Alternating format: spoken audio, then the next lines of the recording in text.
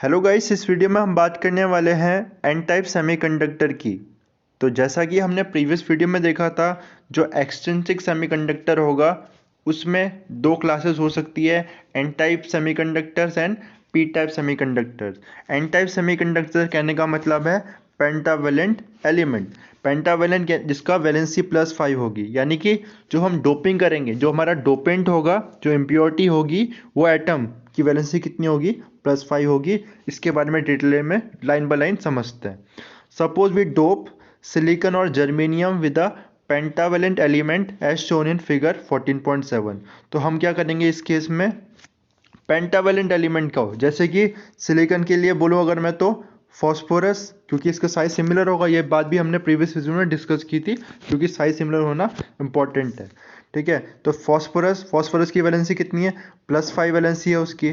ठीक है, तो देखो जब हम डोपिंग करेंगे तो ये सिलिकॉन का स्ट्रक्चर है, और यहाँ पर इसको रिप्लेस कर देगा। एक सिलिकॉन एटम को कौन रिप्लेस कर देगा? ये फॉस्फोरस रिप्लेस कर देगा। तो इस केस में देखते हैं अब क्या होगा।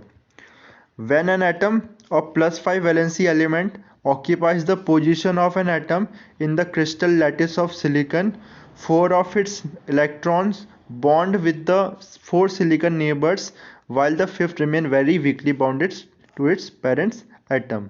तो क्या हुआ देखो, जो 4 इलेक्ट्रॉन है वो तो क्या कर देंगे? कोवेलेंट बॉन्ड बना देंगे with the neighbouring silicon atom, लेकिन एक क्या रह जाएगा? वीकली बाउंड रह जाएगा। ठीक है, एक बॉन्ड नहीं बनाएगा। Now, this is because the 4 electron participating in the bonding are seen as part of the effective core of the atom by the fifth electron. As a result, the ionization energy required to set this electron free is very small, and even at room temperature it will be free to move in the lattice of the semiconductor। है ना? तो देखो 4 electron तो क्या bond बना दिए, लेकिन ये बॉन्ड नहीं है, वीकली बॉन्ड है एटम के साथ। तो क्या होगा इसके लिए? इसको रिमूव करने के लिए, इसको फ्री करने के लिए बहुत कम आयनाइजेशन एनर्जी की रिक्वायरमेंट है। तो there will be a free electron here. इसके बाद as a result the ionization energy required to set this electron free is very small, and at even at room temperature it will be free to move in the lattice. Okay, तो room temperature में भी ये conduct करेगा। Okay, this will be a free electron. For example, the energy required is equal to 0.01 electron volt for germanium and 0.05 electron volt for silicon to separate this electron from its atom। तो इस atom को, इस electron को जो separate करने के लिए energy चाहिए, कितनी एनर्जी चाहिए? इतनी एनर्जी। जर्मेनियम के लिए इतनी, एंड सिलिकॉन के लिए इतनी, जो कि बहुत ज़्यादा कम है। देखो, this is in contrast to the energy required to jump the forbidden energy gap, forbidden gap band about 0.72 electron volt for germanium and about 1.1 electron volt for silicon। है ना? तो सिलिकॉन में जो एनर्जी, फॉरबिडन एनर्जी बैंड था, मतलब जो valence band को conduction band में आने के लिए, वैलेंस इलेक्ट्रॉन को कंडक्शन बैंड में आने के लिए कितनी एनर्जी रिक्वायरमेंट है? जर्मेनियम में 0.72, सिलिकॉन में 1.1 इलेक्ट्रॉन वोल्ट। लेकिन देखो यहाँ पर ये जो एक्स्ट्रा इलेक्ट्रॉन आ गया है, ठीक है, इसको फ्री करने के लिए कितनी? 0.05 और 0.01 इलेक्ट्रॉन वोल्ट एनर्जी रिक्वायर्ड है, जो कि काफ़ी कम है। तो आप देख सकते हो कि इलेक्ट्रॉन क्या रहेगा? फ्री रहेगा। Okay, thus the pentavalent dopant is donating one extra electron for conduction and n is known as donor impurity। ठीक है, तो यही इलेक्ट्रॉन, एक्स्ट्रा इलेक्ट्रॉन क्या करेगा? कंडक्शन करेगा, और इसे हम डोनर इम्प्योरिटी कहते हैं। The number of electron made available for conduction by dopant atom depends strongly upon the doping level and is independent of any increase in ambient temperature। तो देखो ये जो जो इलेक्ट्रॉन है, एक्स्ट्रा इलेक्ट्रॉनिक जो conduction electron है या फिर डोपेंट इलेक्ट्रॉन है, डोनर इम्प्योरिटी है, ये किस पर डिपेंड कर रही है? ये डोपिंग पे डिपेंड कर रही है। कितनी हम डोपिंग करेंगे, कितने नंबर ऑफ फॉस्फोरस एटम हम डोप कर रहे हैं ना, कितनी हाई कंसंट्रेशन है डोपिंग की। ना कि ये किस पर डिपेंड कर रही है? टेम्परेचर पे डिपेंड नहीं करी, जैसे कि हमने इंट्रिंसिक में देखा था, है ना। इंट्रिंसिक में क्या था? जो इलेक्ट्रॉन होल पेयर बन रहा है वो किसकी वजह से? टेम्परेचर पे डिपेंड था।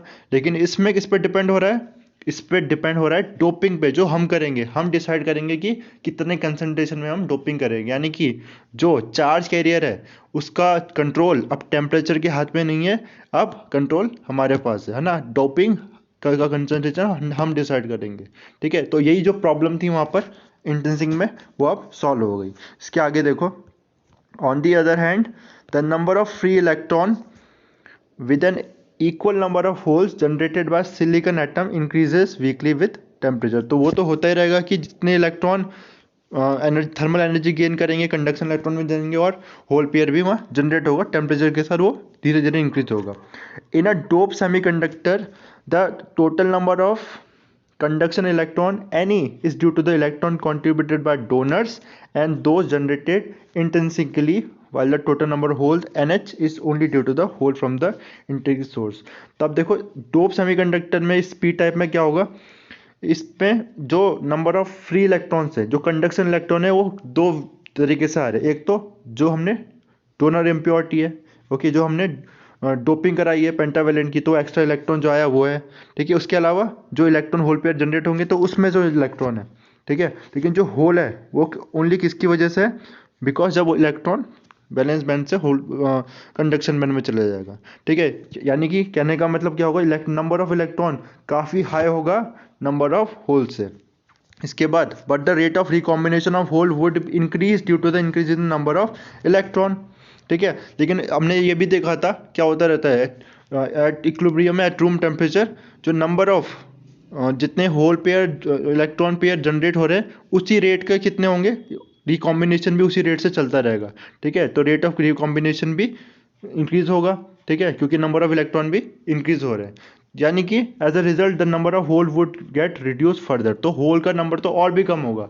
यानी कि इसमें जो मेजॉरिटी 4 कैरियर्स होंगे पी टाइप में, सॉरी एन टाइप में, वो क्या होंगे, इलेक्ट्रॉन होंगे. इलेक्ट्रॉन का नंबर बहुत ज़्यादा होगा. यानी कि टोटली किस पे डिपेंड कर रहा है, डोपिंग पे डिपेंड कर रहा है, कितने कंसंट्रेशन में हम डोपिंग कर रहे हैं, okay. Thus with proper level of doping the number of conduction electron can be made much larger than the number of holes.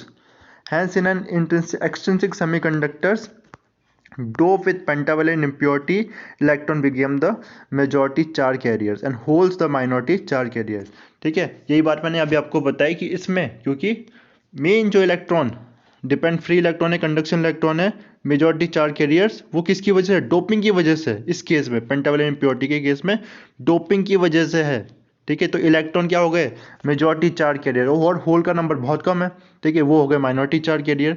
This semiconductor are therefore known as N type semiconductor. For N type number of electrons, ठीक है, number of electron is very very greater than, ठीक है, जो conduction electron है वो काफ़ी ज़्यादा है नंबर ऑफ होल के कारण. मैंने आपको रीज़न बताया क्यों है ऐसा, ठीक है.